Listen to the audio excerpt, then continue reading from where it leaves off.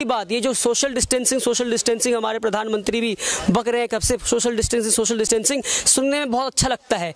Elite और मोदी जी अपने घर में बैठ के सोशल डिस्टेंसिंग कर सकते हैं, हम और आप कर सकते हैं। जो पैसे वाले जिनके घर में 2 कमरा है, मैं तो कई जगह ऐसा सुना हूँ कि एक कमरे में बीवी, एक कमरे में शौहर सो रहे हैं, वहाँ बहुत अच्छा लगता है सुन के कि social distancing husband and wife कर रहे हैं। पर कभी आप स्लम्स गए हैं, कभी आप गरीबों के बस्ती में गए हैं, कभी आप गाँव में गए हैं जहाँ 10 बाय 10 के घर में 10 लोग रहते हैं, जो सुबह को उठते हैं, काम पे जाते हैं, रात को आते हैं, तो रात को सिर्फ सोने के लिए अपने घर में आते हैं। इतना बड़ा घर बना है कि 10 लोग परिवार बस सो सके, रहने के लिए घर नहीं है, वो सोने के लिए घर है। अंग्रेजी में कहते हैं that home is not meant for living, that home is meant for surviving. ऐसे घर हैं जहाँ लोग सिर्फ जीने के लिए वहाँ रहते हैं। तो ऐसे घर में जहाँ लोग सिर्फ रात को सोया करते थे, हम कैसे उम्मीद कर सकते हैं 24 घंटा उस छोटे घर में रह सकते हैं? कि एक जेल बनाकर कैसे रह सकते हैं वो?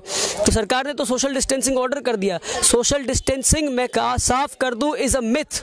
Social distancing is just a word for elite and middle class, for poor people, for people of the slum, for people of ghettos, जहाँ पे गेटोइजेशन का कल्चर है, वहाँ पे social distancing is a myth.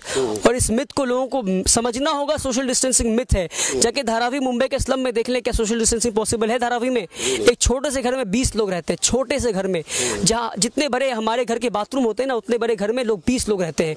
तो ऐसे घर में सोशल डिस्टेंसिंग कैसे पॉसिबल है? तो क्या सोल्यूशन है? सोल्यूशन ये है कि अंधी, बहरी और गूंगी सरकार जो है, जो डिटेंशन कैंप बनाकर लोगों को डिटेंशन कैंप में रख रही थी, अब वो सरकार को कैंप बनाना चाहिए कोरोना वायरस पेशेंट्स के लिए। जो सरकार 4000 करोड़ डिटेंशन कैंप में लगा सकती है, क्या वो 1000 करोड़ कम से कम खर्च करके हर शहर में एक कोरोना वायरस के लिए, जैसे स्लम के लिए, जहाँ पे जिनके पास घर नहीं है, सोशल डिस्टेंसिंग मेंटेन करने के लिए उनके लिए ऐसे कैंप्स बनाकर उनको रख नहीं सकती है?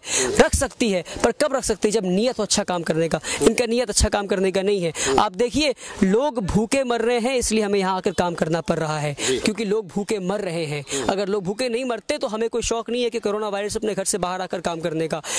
मतलब हमें अपनी भी जान के पड़ी है, मगर हमसे रहा नहीं गया, हमारे अंदर की इंसानियत मरी नहीं है। और ऐसे मैं आपको 50 NGOs की लिस्ट दे दूंगा पूरे ऑल ओवर इंडिया से, जो काम कर रहे हैं, जो हमसे टच में हैं। हम सिविल सोसाइटी मेंबर्स का नाम दे दूंगा। सरकार से गुजारिश है कि उनसे कोलैबोरेट करके ट्रांसपेरेंसी के साथ काम करें। अब PM केयर फंड में पैसा मंगा रहे हैं, क्या जरूरत पड़ गई PM केयर फंड में पैसा मंगाने की? क्या सर टैक्स के पैसे कम पड़ गए? कौन सा देश PM फंड केयर बना रहा है? कोई देश नहीं बना रहा है। पर आपने क्यों बनाने की जरूरत पड़ गई? क्योंकि आपने टैक्स के पैसों का डिटेंशन कैंप बनाया, आपने टैक्स के पैसों का पुतला बनाया, आपने टैक्स के पैसों का हॉर्स ट्रेडिंग किया, आपने MLAs को खरीदा, MPs को खरीदा। ये आपने टैक्स के पैसों का किया है। हमारे पैसों का आपने गलत इस्तेमाल किया। जब हमें प्रॉब्लम आई है तो हमसे कहते डोनेशन करो।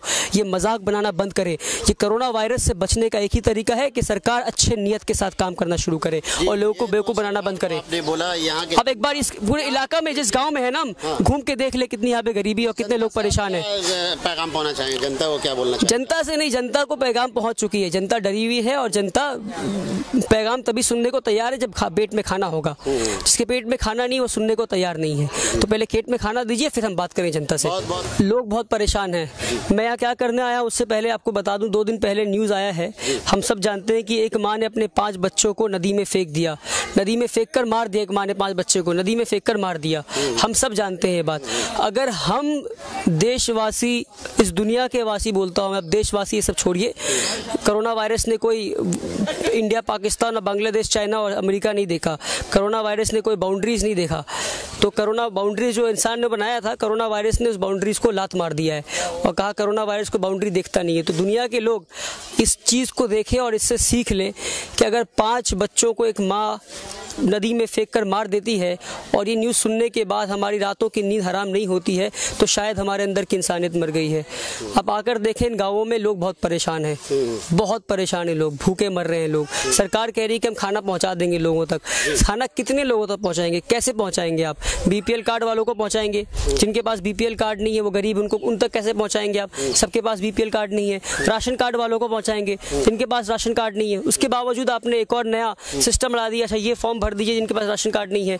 बहुत से लोग उतने पढ़े लिखे नहीं, जिनको पता नहीं है फॉर्म किस तरह भरना है, क्या स्टैंप मारना है, कहाँ साइन करना है, खाना कैसे मिलेगा। बहुत से लोग माजूर हैं, घर पर हैं, जिनको कोई बीमारी है, वो खाना लेने जा नहीं सकते, उन तक खाना कैसे पहुंचेगा?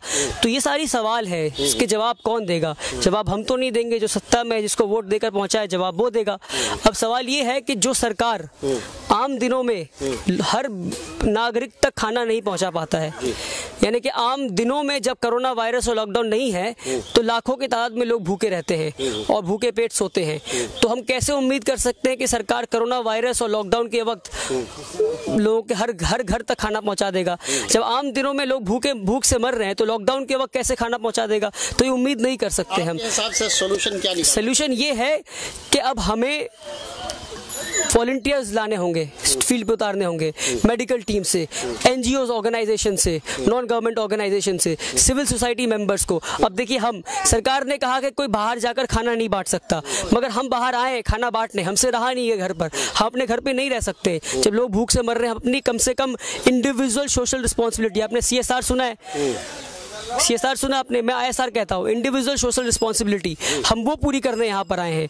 तो हम किस तरह आप आए देख सकते हैं, पूरी टीम हमारी है, और भी लोग वहाँ पर है, पूरी टीम हम आए हैं, 8-10 लोग, सारे लोग PPE पहनकर, PPE किट जो डॉक्टर्स पहनते हैं हॉस्पिटल में, हमने इसका अरेंजमेंट्स करवाया। हम यहाँ पर बांटने आए पूरे प्रोटेक्शन के साथ, ताकि कोई हमें रोके भी ना, कोई किसी पे मौका ना मिले हम पे उंगली उठाने के लिए, देखो ये खाना बांटने जा रहे हैं। तो हमने पूरे PPE किट के इंतजाम के साथ यहाँ पहुँचे हैं हम, और हम मेक श्योर कर रहे हैं कि हमारे वजह से कोई कोरोना वायरस को बढ़ावा न मिले, बल्कि साथ साथ सरकार को मदद मिल जाए, हम खाना भी लोगों के घर तक पहुंचा दें। सरकार से गुजारिश है कि हम जैसे और भी कई अन्य NGOs हैं और सिविल सोसाइटी मेंबर्स हैं, उनसे कोलैबोरेट करें और उनके साथ मिलकर हर घर तक खाना पहुंचाएं। राशन दुकान में राशन पहुंचता है, सरकार को लगता है कि राशन गरीब के घर तक पहुंच जाएगा, पर राशन दुकान से आधा राशन कब वहाँ के पार्टी लीडर्स और लोकल लीडर्स और वहाँ के लोकल गुंडे गायब कर देंगे, सरकार को मालूम भी नहीं चलेगा।